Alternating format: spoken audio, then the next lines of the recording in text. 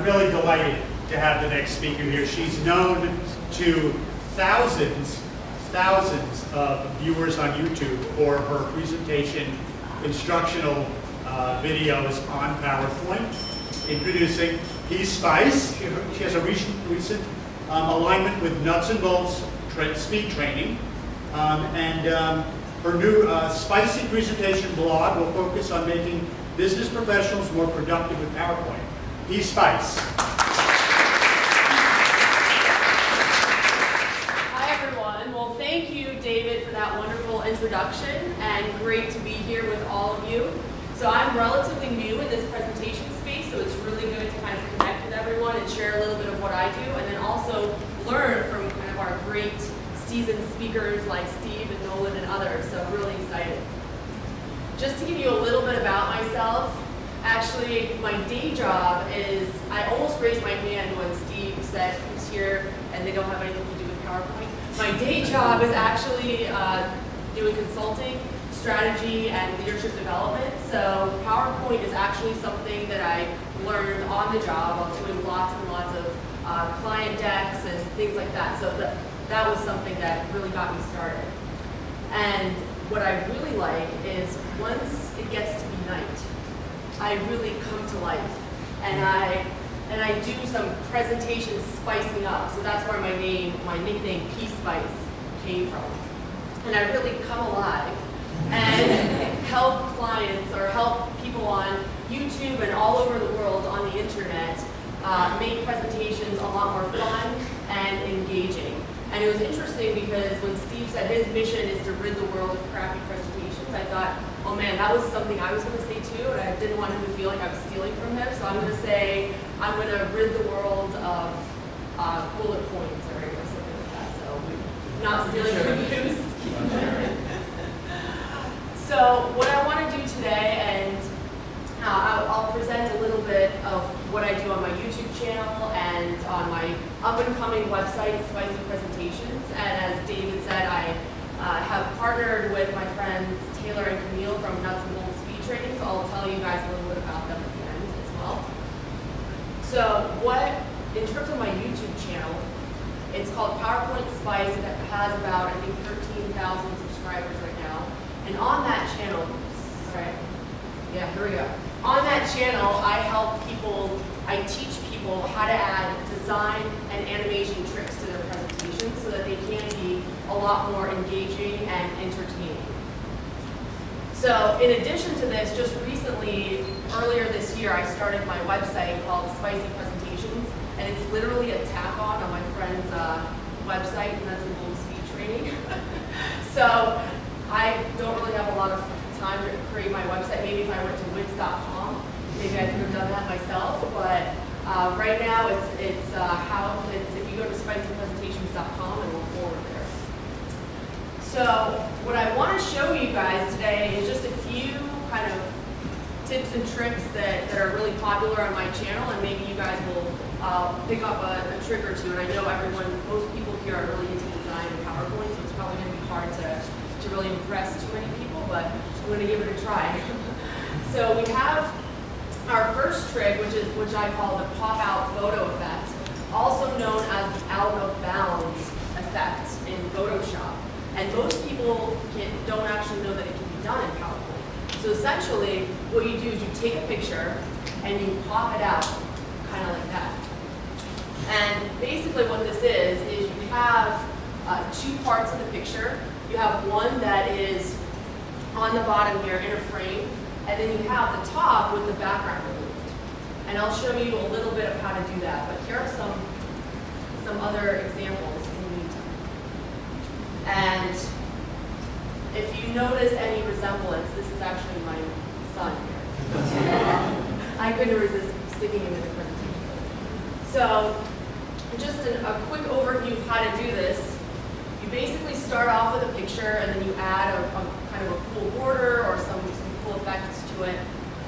Then you crop the bottom to shape. So in this case, it's a trapezoid, depending on how you want the picture to look like. In the previous examples, there are vertical pictures and things like that. And then you add another duplicate picture on top of it with the top part removed. And there you go. It takes about 5 minutes and it adds instant pop and spice to your presentations. So here's another. Motion text. So most people can do some text that's colored on the inside, but many think it's really cool to be able to have text that is moving. And essentially what this is, and maybe people who are familiar with Photoshop will know that this is basically a mask layer with a video background. And just to do this, you create your text, then you paste it as a picture, and then you use the set transparent color on your color palette, and then you click the middle of the text so that the middle is cut out, and then you stick a video or any kind of picture behind it, and then you get that. Just again, really cool, really interesting way to spice up your presentations. And here's another set of examples here. This is actually a picture that's moving back and forth. So that way, if you don't have PowerPoint 2013 or 2010, and you have an older version that you can't really work with video very well, you can still use this effect and get a cool result. And here, this is what I call the shine effect. This is the same thing, except you have kind of a slanted gradient that kind of goes back and forth as well. So that's something else that people do in Photoshop that's kind of cool. And another way that this trick can be used in terms of combining your video with pictures is, let's say you have a vector image and you want to make part of it really cool. What you can actually do is you can remove part of the background here, or remove any part of it, and then you can stick a video in the back, and then make it kind of come to life like that. And for my final trick here, I will pull something out of this box. What is it? It's the hinge effect. So what this is basically it's a series of shapes that kind of go like this and kind of a flip book effect. And to do this well, you basically take a shape and then you change the axis of rotation by creating an invisible object that is the same width as the shape that you're working with. And then you group the two objects together, and that way the axis is right in the middle. Then you make it 3D, you add some depth to your image, and then you start to turn it around. And then you create multiple layers like this, and essentially you create a cool flipbook effect. And you change it by certain degrees, certain number of degrees every time. So if you have 5 degrees, it'll be a much smoother opening than if you had 20 degrees. But of course, it takes a lot more time with 5 degrees. And here is another example that's kind of a variation on this effect, which is having a 3D object that is spinning around. And essentially, again, it's the same thing. It's layering a bunch of shapes together using either an appear animation followed by a disappear animation, or you can use the flash once effect in older versions of PowerPoint, which I've actually found really, really useful. And I actually just used the animation painter in recent versions of PowerPoint and grab that flash once effect from older versions.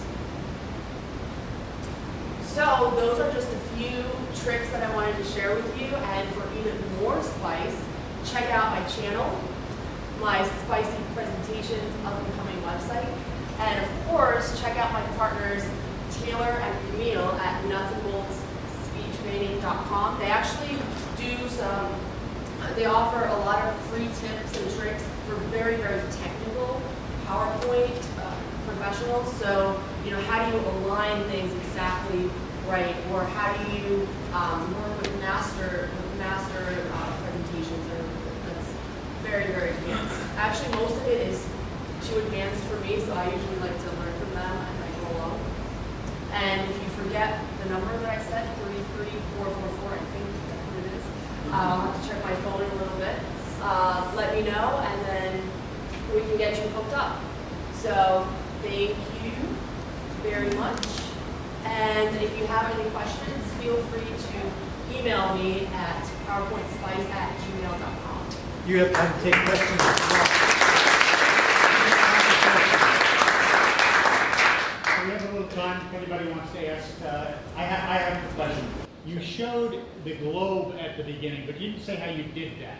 I wonder if you could give a little bit of... Essentially what that is it's a picture and it has a cutout in the middle of a circle shape. And then in the back, it has a flat map that is moving behind it. And then all of the gradient effects make it a 3D, kind of a 3D looking globe. So essentially it's a flat picture with a flat map moving behind it. Oh, you're not there yet.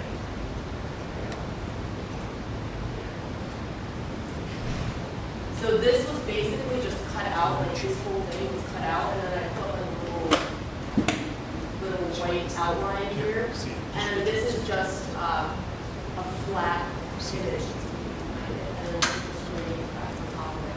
I tried to sort of show how it is done by having it come in with layers, but yes. I'll be happy to refer to you however you want, but I would love to know your real name. Oh. I go by Leah or Julia Markova is my full name. So, any other questions? Yeah. Any other questions? It's P Spice, and I'll have to check my phone. P Spice, and then you text that to 33444. I'll have to double check that. Other questions? A round of applause.